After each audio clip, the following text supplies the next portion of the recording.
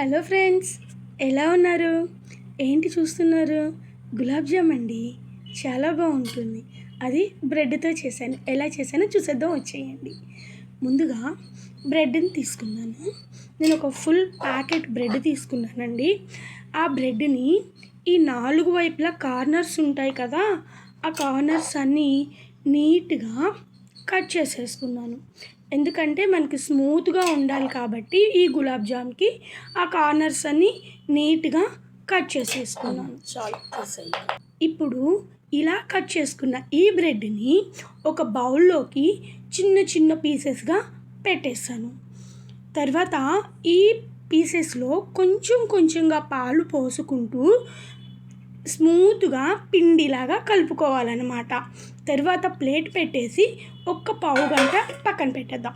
తర్వాత పొయ్యి మీద గిన్నె పెట్టేసుకుని అందులో షుగర్ సిరప్ కోసం పంచదార వేసుకుని కొన్ని వాటర్ వేసుకుని సిరప్ని రెడీ చేసుకుందాం అన్నమాట.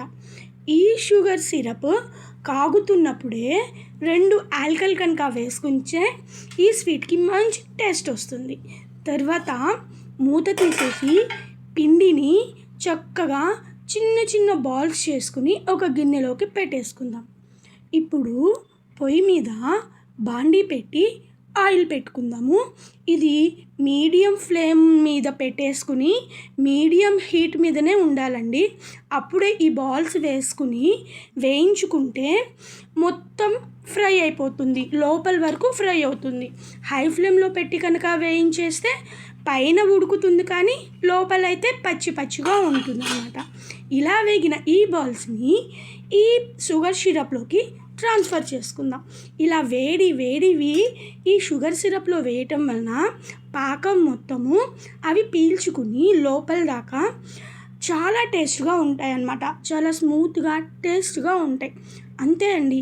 వీటిని ఫ్రిడ్జ్లో పెట్టేసి ఒక్క అరగంట తర్వాత ఒక గిన్నెలోకి గులాబ్ జామ్ తీసుకుని అందులో షుగర్ సిరప్ వేసుకుని తింటే ఉంటుందండి. అబ్బా, ఎంత టేస్ట్గా ఉంటుందో.